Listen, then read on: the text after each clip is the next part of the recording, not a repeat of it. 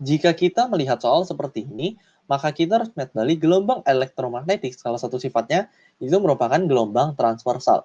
Di sini gelombang transversal artinya gelombang yang arah osilasinya tegak lurus dengan arah cepat rambatnya. Di sini arah cepat rambatnya yang ini yang ke arah sumbu X.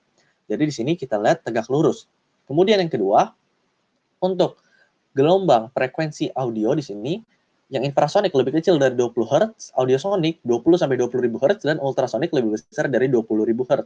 Sedangkan untuk frekuensi di sini, frekuensi dari gelombang elektromagnetik yang paling kecil radio 10/4 frekuensi Hz sampai paling besar di sini ada sinar gamma di mana 10/20 Hz. Dapat kita lihat di sini, semakin besar frekuensi maka panjang gelombang yang ini akan semakin kecil karena ini makin mepet. Kemudian di sini untuk laju cepat rambat gelombang elektromagnetik pada ruang hampa di sini, nah kita dapat nanti 3 kali 10/8 meter per second.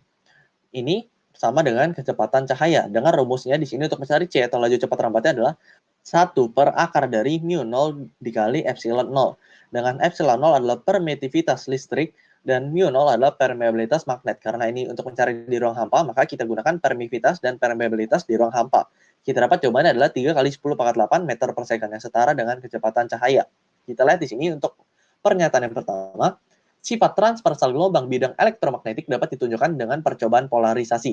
Ini benar karena polarisasi di sini adalah suatu peristiwa perubahan arah getar gelombang pada cahaya yang acak menjadi satu arah getar.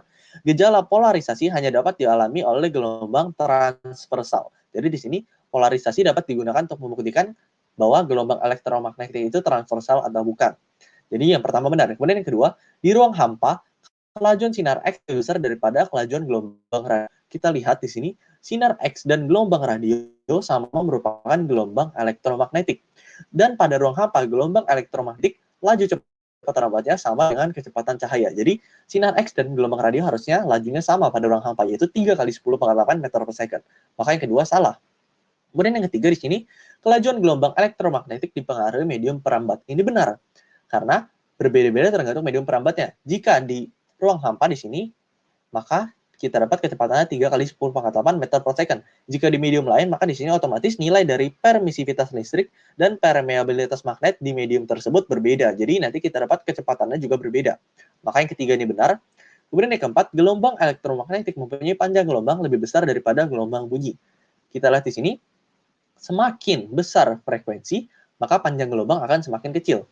Nah, kita lihat di sini gelombang bunyi memiliki frekuensi 20 Hz hingga nanti lebih besar dari 20.000 Hz. Ini ada yang lebih kecil dari 20 Hz juga. Nah, untuk frekuensi dari gelombang elektromagnetik ada yang 10/15, 10/16, 10/18, sampai 10/20. Berarti di sini frekuensi suara rata-rata lebih kecil dari frekuensi gelombang elektromagnetik. Maka kita lihat semakin besar frekuensi, panjang gelombangnya akan semakin kecil karena di sini grafiknya makin mepet. Maka bisa kita simpulkan karena frekuensi bunyi lebih kecil, maka panjang gelombang bunyi lebih besar. Jadi untuk yang pernyataan keempat salah, harusnya gelombang elektromagnetik mempunyai panjang gelombang lebih kecil. Jadi jawaban yang tepat adalah nomor 1 dan 3 berada di opsi yang C. Sampai jumpa di pertanyaan berikutnya.